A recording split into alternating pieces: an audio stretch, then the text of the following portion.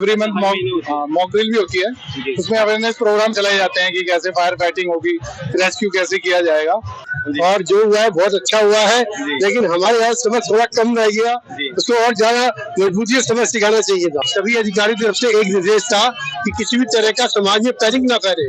दिल्ली में ऐसा हुआ है, बाकी हम 24 घंटे एक्टिव। सर देखिए, हमारी भारतीय सेना बहुत बहादुर है, वो हर मोर्चे को, हर सिचुएशन को संभालने में समर्थ है। नमस्कार दर्शकों, आप देख रहे हैं पंजाब केसरी और मैं हूं जितेश मिश्रा। मेरे पीछे जो आप तमाम लोग देख रहे हैं, ये तमाम जवान जो हैं, ये सिविल डिफेंस के जो जवान हैं। सिविल डिफेंस एक वही एजेंसी है जिनको 7 तारीख को मॉक ड्रिल में इस्तेमाल किया गया था। इसके अलावा देश की सुरक्षा में, देश में कोई भी ऐसा हादसा हो जाए तो सबसे पहले जो है आपको सिविल डिफेंस के जवान दिखेंगे, एनडीआरएफ के जवान मिलेंगे, तमाम जो एजेंसियां हैं वो मिलेंगी। पर जो सिविल डिफेंस है, जो तमाम सिविल डिफेंस के लोग हैं, इनका इस्तेमाल मॉक ड्रिल में भी किया गया था। और किस तरह से जो है ये एक होकर मॉक ड्रिल में इन्होंने जनता को सिखाया कि कैसे कोई ऐसी आपत्ति वाली स्थिति बन जाए, कोई ऐसी घटना हो जाए तो उस दौरान कैसे बचना है। इस वक्त सभी कर्तव्य पथ पर मौजूद हैं, सभी के हाथ में तिरंगा है और शान से कह रहे हैं हम भारत के नागरिक हैं, भारत माता की जय। इनसे बात करेंगे कि क्या कहना चाहेंगे ऑपरेशन सिंदूर के पर और कैसा महसूस कर रहे हैं। कैसा महसूस कर रहे हैं सर ऑपरेशन सिंदूर के बाद आप लोग?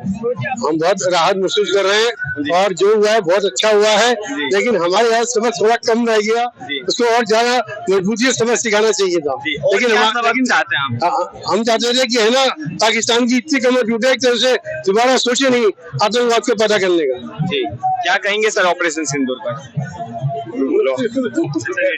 जी बोलिए, क्या कहेंगे? बहुत अच्छा रहा रिस्पॉन्स। हमारे आदरणीय प्रधानमंत्री श्री नरेंद्र मोदी जी ने बहुत अच्छा कार्य किया और उसकी कमर टूटी है पूरे वर्ल्ड के सामने।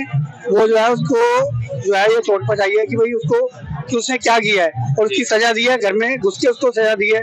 बहुत अच्छा कार्य किया। ये सिविल डिफेंस के जो आप लोग हमेशा जनता की सेवा के लिए 24 घंटे रहते हैं, इन मॉक ड्रिल के टाइम के बाद से, युद्ध की स्थिति बनने के बाद से कितना आप लोग के लिए काम हैक्टिक रहा और कितने टाइम की आप लोग शिफ्ट कर रहे थे? क्या ऐसा कोई मौका आया जिस दौरान आप लोग को कोई ऐसी, जैसे चंडीगढ़ में हमने देखा कि भर्तियों के लिए युवा पहुंचे, क्या ऐसा कुछ दिल्ली में भी हुआ था? दिल्ली में ऐसा हुआ है, बाकी हम 24 घंटे एक्टिव थे। हमारे जो डिवीजन कमिश्नर साहब और डीएम सेंट्रल और एडीएम साहब, एसडीएम साहब, सभी उच्च अधिकारियों ने जो भी आदेश थे उसका पालन हुआ और सभी एक्टिव थे।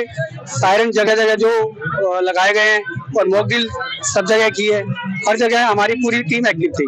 क्या अलग से कोई ट्रेनिंग दी गई थी आपको? ट्रेनिंग दे रखी है भाई, हमने पहले से दी गई। तो हमारे पुराने जो साथी थे डिवीजन वार्डन और सीनियर, जिन्होंने पार्टिसिपेट किया था 1971 में, तो उन्होंने भी काफी ब्रीफ किया, ट्रेनिंग दी, वॉलंटियरों को समझाया, तो बहुत अच्छा रहा। सभी एक्टिव थे।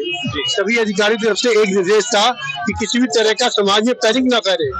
हमारा जो मेन काम था वो था समाज के अंदर पैनिक फैलने से रोकना और समाज को सही गाइड करना, क्या जरूरत है हर व्यक्ति की उसको बताना। कितना कार्य एवरी मंथ मॉक ड्रिल होती है सर हमारी, एवरी मंथ मॉक ड्रिल भी होती है। उसमें अवेयरनेस प्रोग्राम चलाए जाते हैं कि कैसे फायर फाइटिंग होगी, रेस्क्यू कैसे किया जाएगा, और स्कूल में भी कराते हैं ट्रेनिंग मॉक ड्रिल की। अभी रिसेंटली बल्कि आज भी हमारी मॉक ड्रिल थी, बिजली इन्वर्टर वगैरह सारे आपको क्लोज कर। देखिए, ये युद्ध का टाइम था, हर किसी के लिए कह सकते हैं। भारत में भी एक तरफ खुशी थी तो एक तरफ टेंशन था कि कब क्या हो जाए। बहुत से ऐसी अफवाहें थी जो अफवाहें फैलाई गई और जैसा कि आप लोगों ने बताया कि आपका काम था अफवाहों को रोकना, लोगों को अच्छे से समझाना। तो अवेयरनेस के अलावा क्या ऐसी कोई स्थिति बनी थी कि आप लोगों को सड़क पे उतरना पड़ा हो, कि कोई ऐसे जनता पैनिक हो रही है उस दौरान? नहीं, ऐसा नहीं है। जनता बहुत अवेयरनेस आ गई है, ऐसा नहीं है। कुछ न्यूज चैनल देखे हमने सुने हैं, पर कुछ अच्छे न्यूज चैनल भी है जिनके माध्यम से, न्यूज़पेपर के माध्यम से, और भी कुछ न्यूज चैनल ऐसे थे जिन्होंने रियलिटी दिखाई। तो वैसे जनता बहुत अवेयरनेस हो गई है। जनता में ऐसे कुछ नहीं था। हमने गली मोहल्लों में, सर ने भी अपने एरिया में, सबने अपने अपने एरिया में लोगों को जागरूक किया कि अगर कुछ ऐसी पैनिक स्थिति आती है तो घबराना नहीं है। सायरन बजेगा, उसकी कैसे सायरन में, किस टाइप का सायरन से आपको कैसे अलर्ट होना है, किस टाइप के सायरन में आपको कैसे रिलीफ होना है, तो उसका सारा उनको बताया गया था।